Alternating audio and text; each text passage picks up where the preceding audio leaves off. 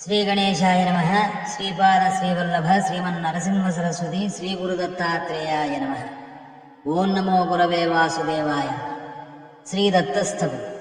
మనం ఇంతకుముందు చెప్పుకున్నట్లుగా దత్తాత్రేయ సంప్రదాయంలో అత్యంత అద్భుతమైనటువంటి నిదర్శనాలు చూపిస్తున్నటువంటి స్తోత్రము ఈ దత్తస్తవం.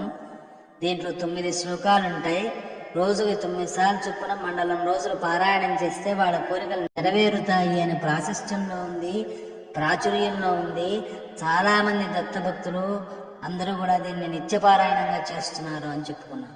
అయితే ఈ దత్తస్తవానికి సంబంధించినటువంటి ప్రతి శ్లోకానికి సంబంధించినటువంటి అర్థాన్ని తెలుసుకొని పారాయణం చేస్తే మంచి విశ్వాసంతో భక్తితోటి చేయడం చేత స్వామివారి యొక్క సంపూర్ణ అనుగ్రహం కలగడానికి అవకాశం ఏర్పడుతుంది అని చెప్పున్నాం. కాబట్టి గొప్ప మహానుభావులు దత్తాత్రేయ సాధకులుగా ఉన్నటువంటి పెద్ద పెద్ద వాళ్ళంతా కూడా ఈ దత్తస్తవానికి చెప్పినటువంటి వివరణని తెలుసుకొని మనందరికీ తెలియపరచుకున్నట్లయితే ఈ స్వామివారి యొక్క అనుగ్రహాన్ని పొందడానికి బాగుంటుందన్న ఉద్దేశంతో ఈ ప్రయత్నం చేస్తూ ఉన్నాం.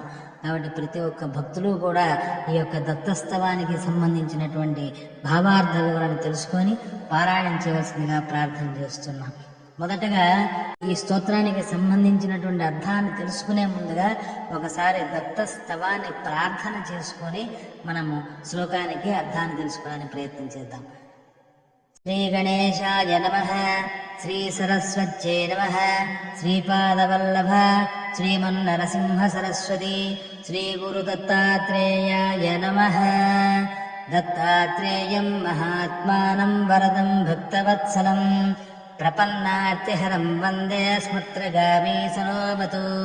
దీనబంధం కృపాసింధం సర్వకారణకారణం సర్వరక్షాకరం వందే స్మృత్రగామీ సనోమతు. శరణాగత దీనార్త పరిత్రాణపరాయణం నారాయణం విభుం వందే స్మృత్రగామీ సనోమతు. సర్వానర్థహరం దేవం సర్వమంగళమంగళం సర్వక్లేశహరం వందే స్మృత్రగామీ సనోవతు. బ్రహ్మణ్యం ధర్మతత్వజ్ఞం భక్తకీర్తి వివర్ధనం భక్తాభీష్టప్రదం వందే స్మృత్రగామీ సనోవతు. శోషణం పాపపంకస్య దీపనం జ్ఞానతేజసః తాపప్రశమనం వందే స్మృత్రగామీ సనోవతు.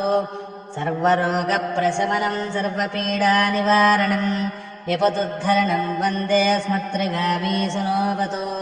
జన్మ సంసారబంధగ్నం స్వరూపానందదాయకం నిశ్రేయసపదం వందే స్మృత్రగామీ సనోవతు. జయలాభయసకామాదాతుర్దత్తస్యస్తవం భోగమోక్షప్రదస్యేవం ప్రవడే సకృతి భవేత్. అవధూతచింతన శ్రీ గురుదేవ దత్త. ఇది దత్తస్తవం సంబంధించినటువంటి 9 శ్లోకాలు ఈ రకంగా పారాయణం చేయాలి. ఇట్లా మనం మొత్తం చేయడం చేత ఒకసారి చేసినట్టుగా ఇట్లా 9 సార్లు పారాయణం రోజు ఉదయం చేయాలి అని చెప్పుకున్నాం. అట్లా చేయడానికి అందరూ కూడా ప్రయత్నం చేస్తారని చెప్పి భావిస్తూ ఇప్పుడు మనం ఈ దత్తస్తవానికి సంబంధించినటువంటి ప్రతి శ్లోకానికి సంబంధించిన సంపూర్ణ భావార్థ వివరణ ఇవ్వడానికి ప్రయత్నం చేస్తా ఉన్నాం. ప్రతి ఒక్కళ్ళు కూడా జాగ్రత్తగా దీన్ని తెలుసుకోవాలని ప్రార్థన చేస్తూ మొట్టమొదటి శ్లోకానికి సంబంధించినటువంటి వివరణ. మొదటి శ్లోకం. దత్తాత్రేయం మహాత్మానం వరదం భక్తవత్సలం ప్రపన్నార్తిహరం వందే స్మృత్రగామీ సనోవతు. నేటి కలియుగంలో మహాత్ములు అంటే ఎవరిని అనుకుంటామంటే కాషాయ వస్త్రాలు కట్టుకొని ఉన్నటువంటి వాళ్ళను, లేకపోతే ఏదైనా మహిమలు చూపించేటువంటి వాళ్ళను, లేదా విభూతి సృష్టించేటువంటి వాళ్ళను మహాత్ములు అనుకోవడం అనేటువంటి సహజమైనటువంటి పరిస్థితి. కానీ అసలు మహాత్మ అంటే ఎవరంటే ఎవరి ఆత్మ అయితే ఈ సృష్టిలోని ప్రతి జీవరాశిలో మమైకమై ఉంటుందో, అంతర్యామిగా ఉన్నారో వారిని మహాత్ములు అని చెప్తారు. అలా దత్తాత్రేయ స్వామి వారు సర్వత్రా కూడా తన భక్తులను రక్షిస్తూ వాళ్ళకి ఏది ఉపయోగమో ఏది మంచిదో దాన్ని ప్రసాదిస్తూ అనుగ్రహిస్తూ ఉంటారు అని చెప్తారు. ఇది మనం అర్థం చేసుకోవడానికి ఒక చిన్న ఉదాహరణ చెప్తారు. ఏమని అంటే, ఒక పిల్లవాడు ఉన్నాడు అనుకోండి, వాడు తన తండ్రి దగ్గరికి వెళ్ళి ఒక చాక్లెటో బిస్కెటో అని అడిగితే అది కొనిస్తారు. అదే ఆ పిల్లవాడు కత్తి అని అడిగితే ఇవ్వరు. కారణం ఏమంటే అది పిల్లవాడికి హానికరం కాబట్టి. అలాగే దత్తాత్రేయ స్వామి వారు కూడా తన భక్తులపై ఎలాంటి ప్రేమను చూపిస్తారంటే తల్లిదండ్రులు లాంటి ప్రేమను చూపిస్తారంట. అంటే తన భక్తులకి ఏది హితమో దానిని సమకూరుస్తాడు అని చెప్తారు. మరి భక్తుల యొక్క కష్టాల గురించి ఏమిటి అంటే, ఎప్పుడైతే భక్తుడు అహంకారాన్ని వదిలి నీవే శరణు, నీవే దిక్కు, నీవే తల్లివి, నీవే తండ్రివి, నీవే గురువు అంటూ నన్ను కాపాడమని ఎవరైతే ప్రార్థన చేస్తారో వారి బాధలను తొలగిస్తాడు. ఇదే సత్యం. ఆయన భక్తవత్సలుడు, అపరిమితమైనటువంటి వాత్సల్యాన్ని చూపించేటువంటి వాడు. అటువంటి మహాత్ముడు, భక్తవరదుడు, భక్తవత్సలుడు, స్మర్తృగామైనటువంటి ఆ దత్తాత్రేయుడు మమ్మల్ని ఎప్పుడూ కూడా రక్షించుగాక అని ప్రార్థన చేస్తున్నాము అని మొదటి శ్లోకం చెప్తోంది. రెండవ శ్లోకము, దీనబంధం కృపాసింధం సర్వకారణ కారణం సర్వరక్షాకరం వందే స్మర్తృగామి సనోబతో. దీనస్థితిలో ఉన్నటువంటి వాళ్లకు బంధువంట. ఎవరైతే దీనస్థితిలో, బాధల్లో, సమస్యల్లో ఉంటారో వారి మీద అపారమైనటువంటి కృపను, అపారమైనటువంటి కరుణను చూపిస్తారు.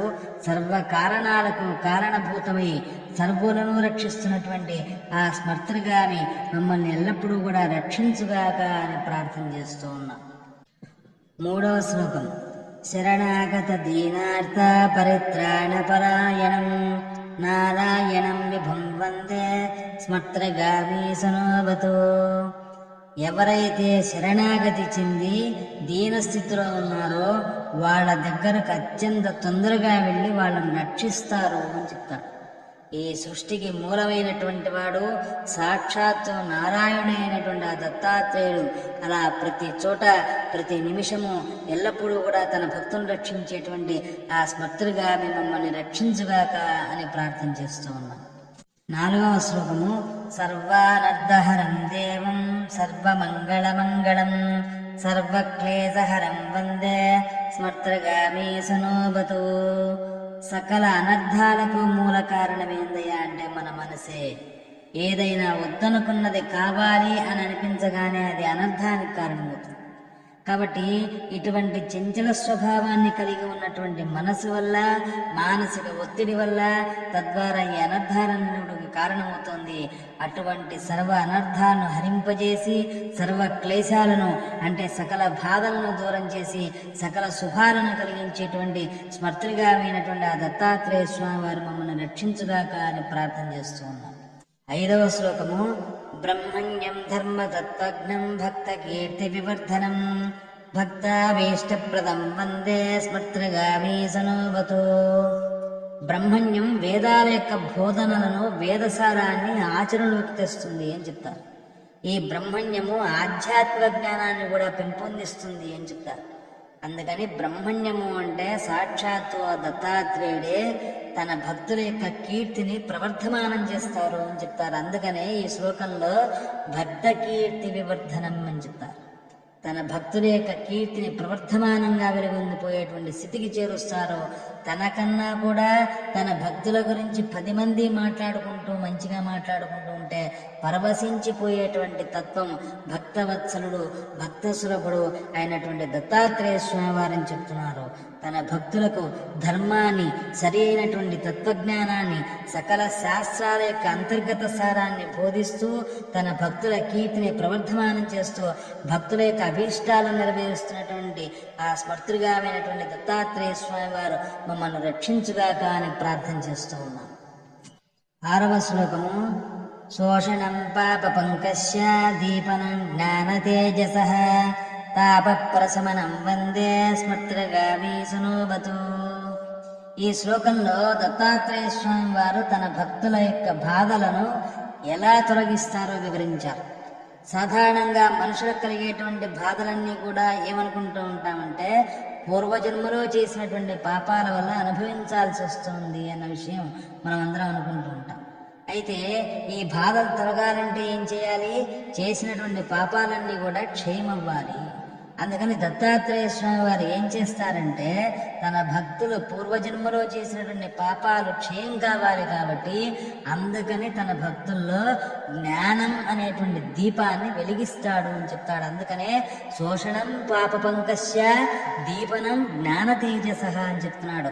ఇలా జ్ఞానం అనేటువంటి దీపాన్ని వెలిగించడం వల్ల పాపాలను శమింపజేయడమే కాకుండా ఆధ్యాత్మిక ఆది భౌతిక ఆదిదైవిక తాపాలను కూడా ఉపశమనాన్ని కలిగించేటువంటి ఆ స్మర్తృగామైనటువంటి దత్తాత్రేయ స్వామి వారు మమ్మల్ని ఎల్లప్పుడూ రక్షించుగాక అని ప్రార్థన చేస్తూ ఉన్నాం.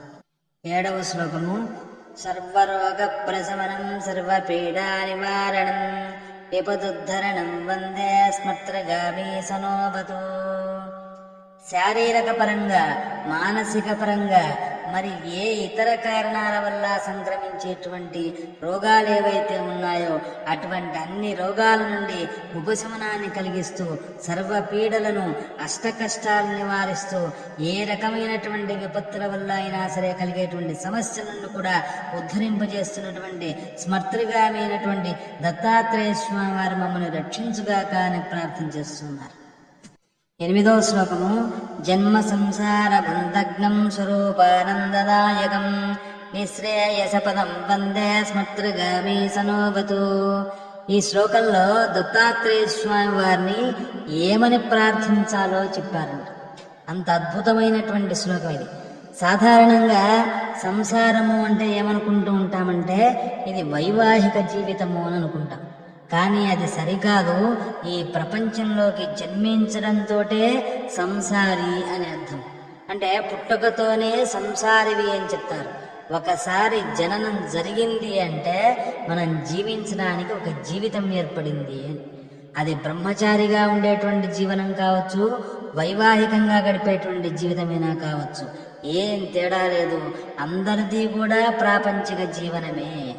అంటే జననం వల్ల జీవనం ఏర్పడి అటువంటి జీవనం వల్ల ఒక బంధం అనేటువంటిది ఏర్పడుతుంది.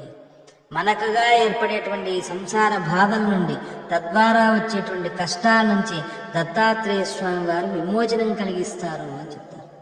ఎప్పుడైతే ఈ జననం వల్ల ఏర్పడినటువంటి సంసారం వల్ల తద్వారా వచ్చినటువంటి బంధం వల్ల వచ్చేటువంటి కష్టాల నుంచి దత్తాత్రేయ స్వామి వారు విమోచనం కలిగించడం జరిగిందో అప్పుడు ఆ మనిషి నిజమైనటువంటి సహజ స్థితి అయినటువంటి మానసికమైనటువంటి ఆనందాన్ని అనుభవించడానికి ఒక మార్గం ఏర్పడుతుంది.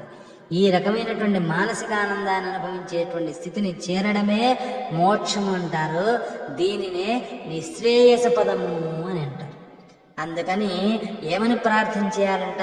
శుద్ధే దత్తప్రభో, నన్ను ఈ అంతం లేనటువంటి జనన మరణ చక్రం నుండి ప్రాపంచిక విషయాల నుండి దూరం చేసి మానసికమైనటువంటి ఆనందాన్ని కలిగిస్తూ మోక్ష మార్గాన్ని సుగమం చేసేటువంటి స్మర్తృగామైనటువంటి ఓ దత్తాత్రేయ స్వామి మమ్మల్ని రక్షించుగాక అని ప్రార్థన చేస్తున్నాం. ఇక ఈ దత్తస్థవంలో ఆఖరిదైనటువంటి 9వ అయినటువంటి శ్లోకము.